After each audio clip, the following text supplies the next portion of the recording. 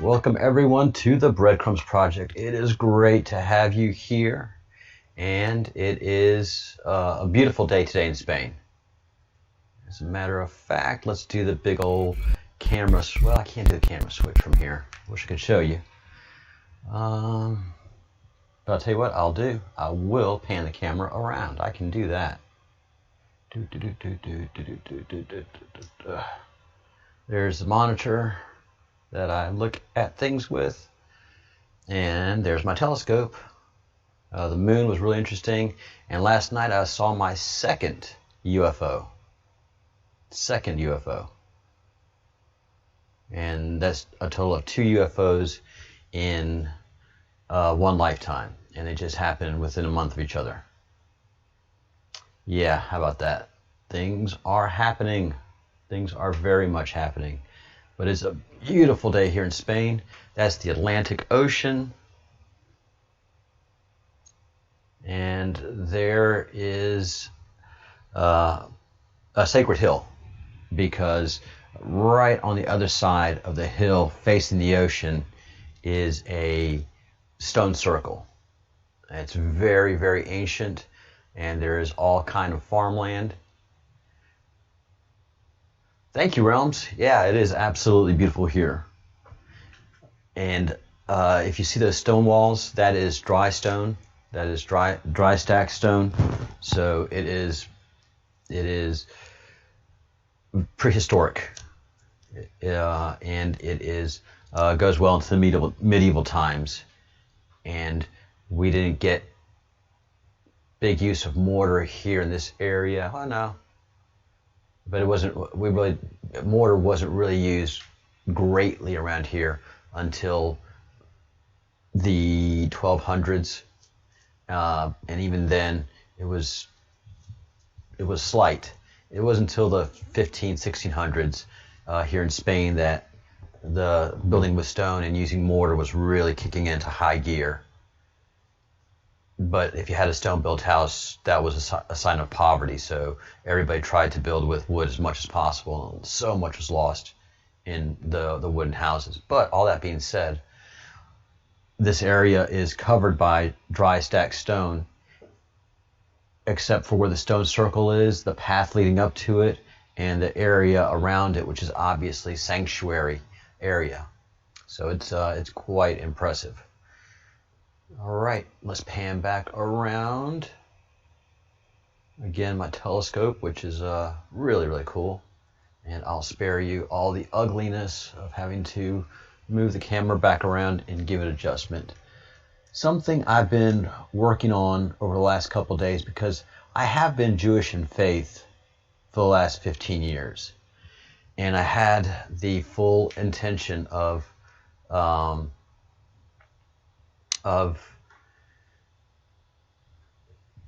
becoming a Jew, converting to Judaism, because 15 years ago when I first saw my first Jewish prayer, I felt that was authentic, sincere, and at the root of my beliefs. And watching the Jewish men put on tefillin and pray the morning prayer that has to be done with at least 10 Jewish men to make it an authentic ritual prayer. I forget what the name of it is, but it's just very, very important, and often very hard to do because men are very busy in life. It used to be very easy when everybody lived in the Jewish ghettos, but as modern life happened, many Jewish men are very successful. They're always at the office early, so it became very difficult to get those 10 Jewish men. In many communities, it became a resentful thing. And you can just understand, week after week, having to tell your employer or your fellow employees, look, I have to go do this, I'll be back. Or your family. It just became, it is honorable on the outset from hearing about it. But if you practice it week after week, month after month, year after year, that's the difficulty of being Jewish. You give up your identity and your lifestyle that you were as a Gentile, because when you become a Jew, an observant Jew, your whole lifestyle changes. You eat kosher. You eat kosher. You practice Judaism all day long. And I've made this observation more than once. No one's challenged me yet. An observant Jew leads a far more holy, God-centric, pious life than any Catholic priest I know. Jews say a blessing of the meal after the meal. Why? Because when you're hungry, it is easy to thank God for the meal you're about to have. But when you're full and satiated, you have to consciously think, because you're just like, I'm full, all right, I want to go do something. And it's the most difficult time to give thanks and prayer after you're satiated. But that's what the Jewish people do. The Jewish religion is very detailed in understanding and knowing that if you do things just for doing it, that's not holy. If you do things by commandment of God and honoring of God in all that you do, that makes it holy. That's a difficult concept to understand. But think about doing it day after day, week after week, month after month. Either you really love what you're doing and you love being Jewish and practicing daily a holy faith, or you recognize the Jewish people and love Torah, or you just don't like Judaism. You think that they're full of it, thinking that they're the chosen ones, and look down on them and scoff a little bit. And then there's just those that hate the Jewish people. And yeah, there's a lot of people that just could give a flip either way, quite frankly. But being Jewish is one of the most difficult things on the daily that you can imagine. It really, really is. And that's just me studying and really wanting to make the effort to convert. But in the long run, my identity is not Jewish. My practice of the daily is not Jewish, and I'm not around a Jewish community to tuck myself into to practice that daily routine of Judaism, because it's just so incredibly different and difficult to do it on your own. It really is. It really is. Like many people, they'd love to come to live in Spain. And many people that have come here with the ideal of living here, some people get it, love it, and merge and blend with the Spanish society and become pain in the neck themselves. Or you're here for a long time, you don't speak Spanish, you don't get Spanish culture, you don't understand why everybody's yelling at each other, you don't understand why everybody's yelling at you, you don't understand why the hours are so different. Why do you eat lunch at 4? I eat lunch at noon. Noon is the lunchtime hour. Well, no, in Spain it's between 3 and 4 o'clock. So, and then pretty much everything shuts down between 4 and 8, or 4 and 7, depending if you're really lucky. And then after a while, it really becomes tedious to live in Spain unless you live in one of the big cities. And then what's the point? So many people leave Spain disillusioned because it's not the romantic thing that they saw. It happens with Judaism as well. When people going through conversion are like, I can't do all of that. That's not me. It being authentic. And that's where the Jewish people say, yes, don't do it. There's another more important way. And everybody asks themselves, what? What are you talking about? What's that other important way? And that is the community of Ben Noah, or Ben Noah. And that is, in English, being a Noahide. And that is observing the 7 laws of Noah. And they're all common sense laws. I'm not going to get into it right now because that's not what this episode is about, but I just want to start talking to people as I go into Catholicism, the Vatican, Christianity. Christianity does not end up good.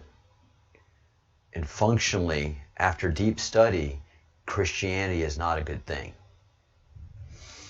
It's hard for me to say that. I'm making a lot of people mad by saying that, and I feel terrible. But when you study Judaism and then you study Christianity, starting at Paul, start at Paul, because Paul is what Christianity practices now.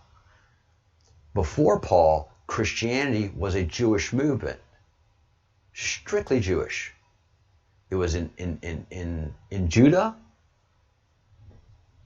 and although Yeshua did spend time with Gentiles, he was not there to preach and practice to Gentiles. If a Gentile wanted to convert to Judaism, then Yeshua he's a rabbi. He talked to everybody, but he ministered to Judaism. He was really trying to bring the house of David and Judaism back into the law. Because by the time of Jesus, 2,000 years ago, Israel had become a cosmopolitan country. Jerusalem had become a very cosmopolitan country, and much idol worship was going on in Jerusalem. People, for the most part, were starting to walk away from the law, from Torah. They were stopping being kosher. They started praying to many gods to become acceptable in many different communities. Most importantly, the Roman community. Because at this time, Israel was under subjugation of Rome. And all Rome asked you to do when they took you over was participate in the Roman Empire. And for 90% of the communities that Rome came into, they were celebrated. Look, you're bringing hygiene and law and order. Rome was often invited into different communities because they brought law and order. You didn't have to worry about criminals. You didn't have to worry about being attacked. If you were under Roman protection, you had Roman laws and structures. And that civilized much of the world, especially here in Spain, where I'm at right now. This was pagan, Celtic country. And if you were going along the coast, you had civilized areas and towns. But you go inwards into Spain, into the Iberian Peninsula, and the Celts were quite wild. And chances are, if you traverse the country through there, you were either attacked or you just go hungry because there was just no. It was very difficult. It was very difficult being in the countryside here, although there were main roads, but for the most part, it was very, very difficult to travel and to be able to travel safely throughout the country. It's just because a lot of humans at that time were even pretty wild, and many didn't speak any known language. And then you had small communities that were Celtic communities that had their Celtic observations, but especially this area where I'm in the north of Spain, it's very beautiful and arid farmland. And when back then it really wasn't used as farmland, it was all very wild, but the Romans could see the potential. They were about to invade Great Britain, so they came and they domesticated northern Spain, and then went through and took over Spain, and Spain became a Roman protectorate for hundreds and hundreds of years. And then came the invasion of Great Britain. This in France were launching points, but from here, this was a big launching point. The northwestern coast of Spain. So to give you context, when the Romans come in, they respect your gods, and they just ask that they're able to put their gods in that same religious area so that their soldiers can worship, and that they maybe can convert some of the more savage people, as they consider them savage, to go away from their pagan worship and come into the Roman pantheon of worship. And they made great Roman buildings around here that after a while became Roman Catholic churches. But before they were Roman Catholic, they were Roman, and they were halls with the pantheon of gods, which you'd come give sacrifice to, and give worship and support the hall with donations. And when the Romans came into Israel, they expected the same thing. Look, we just want to put our gods in the temple, no big deal. And to Jewish people, yeah, that's a big deal. That's where the Holy of Holies was. By the time the Romans got there, the Holy of Holies, the Ark of the Covenant had mysteriously disappeared and was secreted away, and finally ending up in Ethiopia. Oddly enough, a wonderful tale. But by the time the Romans got there, the Ark of the Covenant was gone. The Holy of Holies was still the Holy of Holies and still very sacred to Jews. The temple was incredibly sacred to Jews. It's not the same kind of temple as any other community. And the Romans had to acknowledge that the Israelites, the Jews, were a very ancient community, far older than them. So this was politically very difficult, and there were Jews throughout the world in different communities and in different types of Judaism. You had Phoenicians, and you had Carthage and Carthaginians. Then they were Semitic. They were offshoots of Semitism, and although they had their pantheons, they had Judaism in their halls of worship, and they had synagogues, and they had synagogues to Satan. They had halls of Baal, and Baal worship was a Canaanite, a Semitic worship. So it was complicated, but the biggest problem that the Romans had was the Jews, and the biggest problem the Jews had were the Romans, because the Jews were just not accepting Roman pantheon of gods at all, and they were not becoming members of Roman society. That was the biggest thing. They kept to themselves. Romans were like, hey, egalitarian. You know, we're all Romans now. You're a Roman citizen. You're a Roman citizen. And yeah, you had Jews that were Roman citizens, but they weren't Roman raw citizens. They went to synagogue. They stayed in their communities. And if Romans came into their communities, Romans felt very uncomfortable in a Jewish ghetto, and so they become super isolated into a government entity that is trying to control all their citizens. Judaism becomes a problem again and again and again and again, because Jews will pay their taxes, Jews will obey your laws, but Jews will not become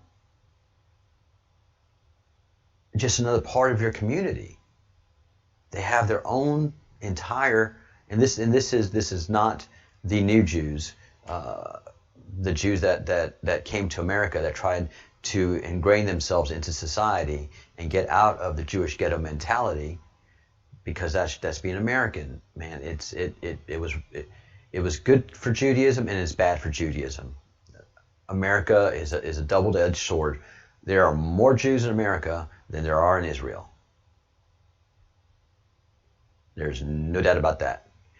So Jews and Judaism are very safe in America, but the way you do things in America, it's very difficult to put yourself in a ghetto and to practice the Jewish life inside of that ghetto, which is nothing happens or moves or opens on Saturdays. The Sabbath is strictly observed. You don't drive a car to the synagogue. You walk to the synagogue. And some Jewish communities do that. But it's a rare community that does. And isolate itself. In other words, make sure that all the neighbors are Jewish and that the entire community is Jewish and therefore sanctified Jewish. It's hard to accept as a modern American. That's why it wasn't accepted in America. It was easy to do in Russia, and that's why you had so many successful and truly Jewish communities in Russia. They spoke Yiddish, which is a blend of Hebrew. So Hebrew was coming out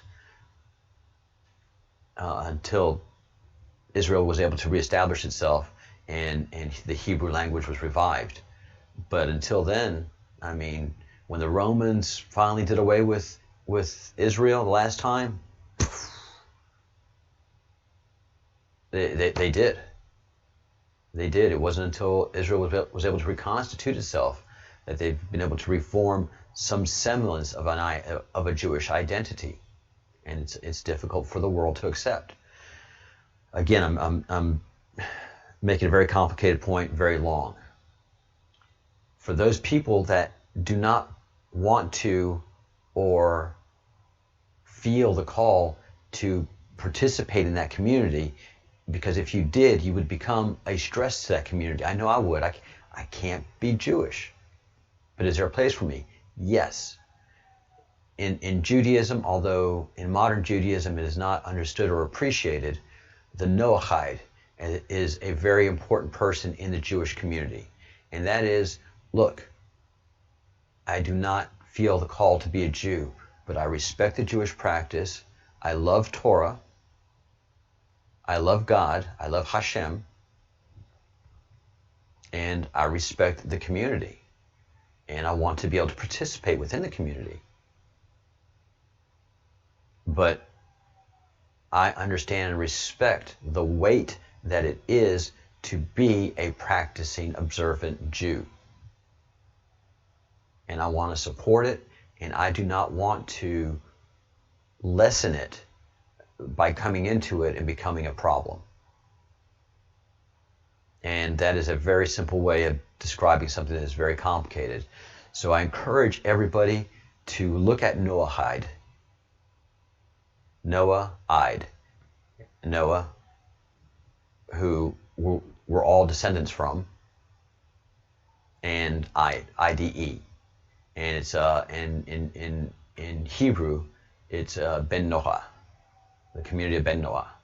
And we're a community that respects Judaism, that loves Judaism, and that supports it, and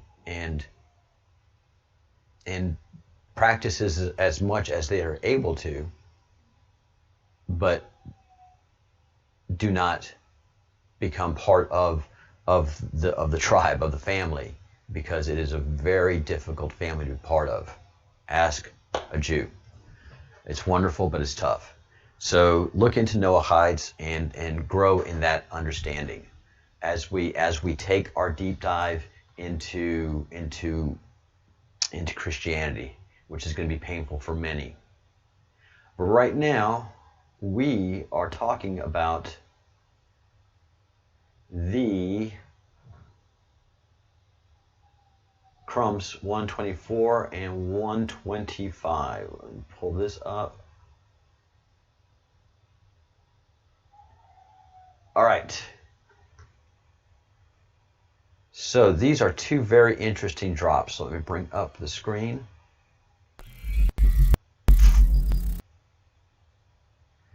This is First of all, 1, 2, 3. Drop 1, 2, 3 precedes this, and they're small drops, so we don't have to spend much time on them. Nothing is random. Everything has meaning. 3 plus signs Q.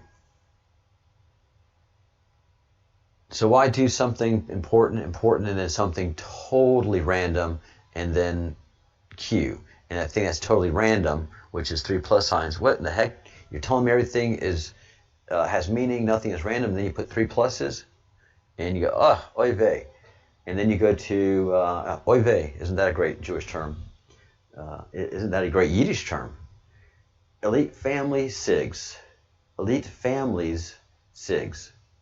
Plus, plus, plus, plus, plus, plus Q. And this is now in November 8th. So a day is gone, no drops, and then another day comes in, and we're November 8th. Again, this is 12:35. I am guessing this is Eastern time. It could be Zulu time. I need to get clarification on that. And then we have a photo of South Korea. So this photo of South Korea is not for us QAnon people. This photo of South Korea is sending a message to the evil ones, to the satanic cult, that we know something. You think that you're being clever and executing on a operation where we actually know what you're doing. We're following all of your signals. So this picture, as random as it seems, is sending a huge message to the enemy. All right. This episode has not helped anybody in any way as far as Q goes, but that's the way it is. Some of the stuff that's done now is for the future. So that's why I didn't make a big, long view of this drop. But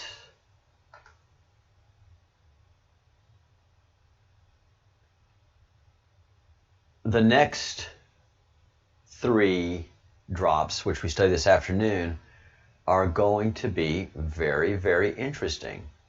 So get ready. Things get interesting.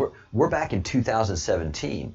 Things are happening in 2017. Operations are moving that you and I had no idea. I was clueless to this until a couple of days ago. So this is a fascinating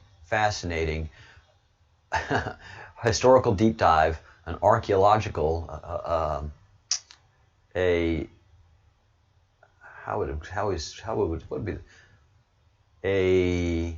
digital archaeological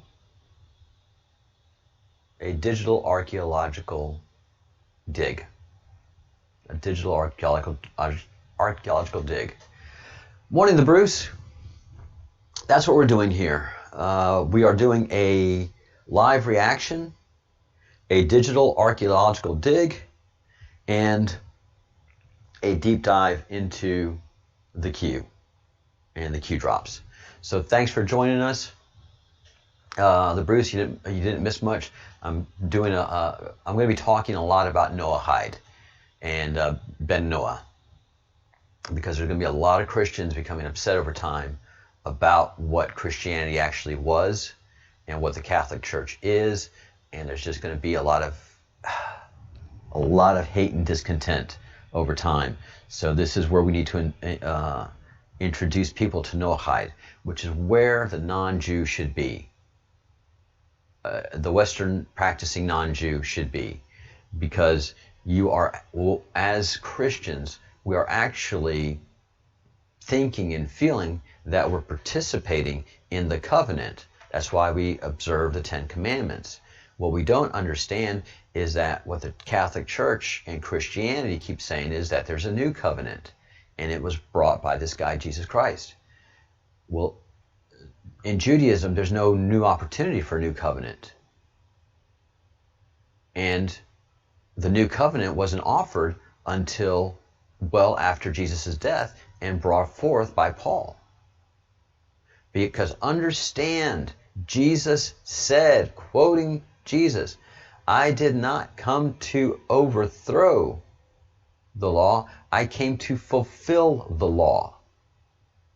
And so to say there's a new covenant is directly 180-degree difference of what Jesus is saying.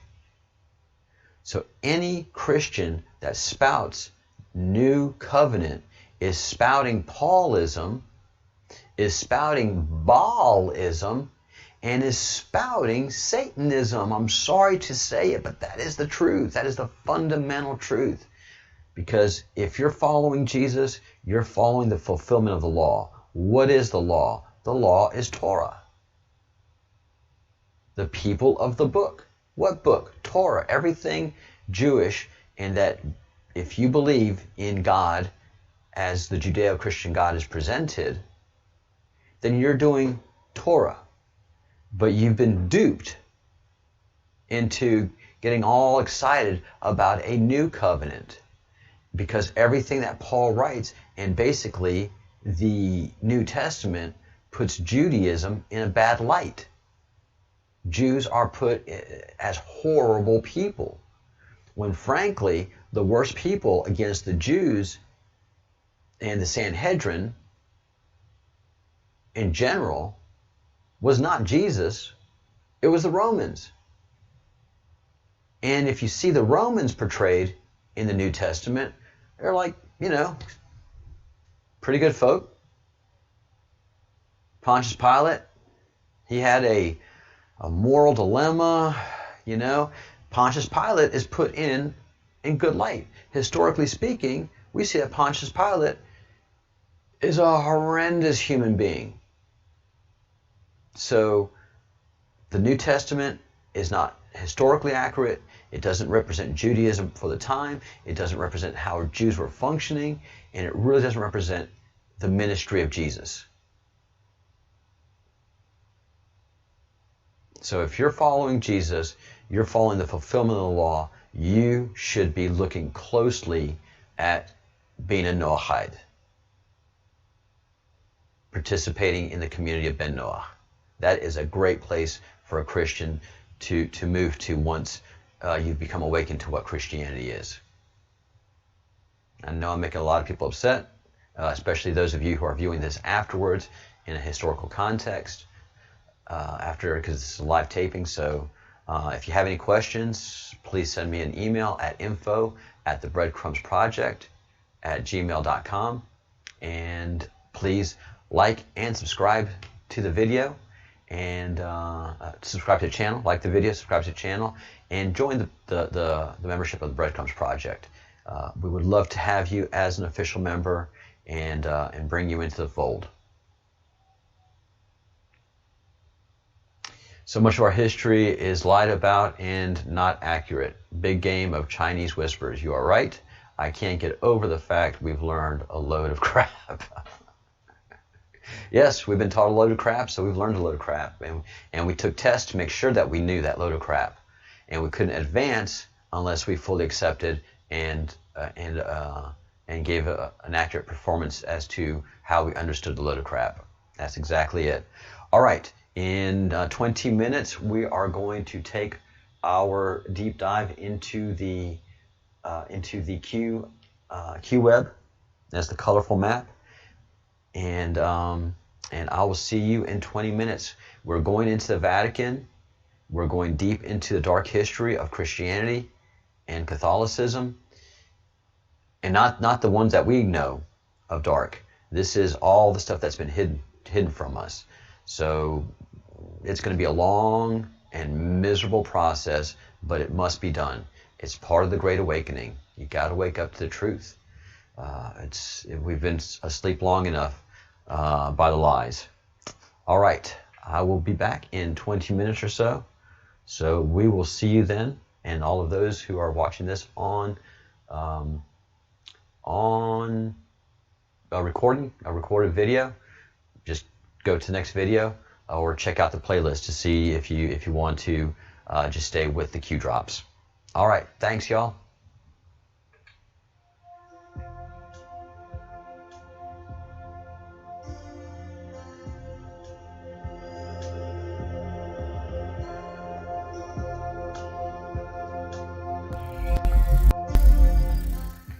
Really want to thank LJ Tracks for this very cool song that we have. This is the Breadcrumbs Project theme, and we are a research group. I am Captain Crumb. I am the project manager of this project, and I thank everybody for the support that they've given to this channel and for your viewership. It means the world to me that you would take time out of your very busy schedule to watch this, and those of you that stick around to the end, I know that you're getting something worthwhile out of it, and that even makes me feel awesome. So thank you so much. All I ask from you is to do 3 things: think good thoughts, do good deeds, and say good words. And one more thing, don't forget to get your Q merch. Get that Q out there, and get that patriotism out there. Check out our Q channel, and the link is in the description below. So I will see y'all.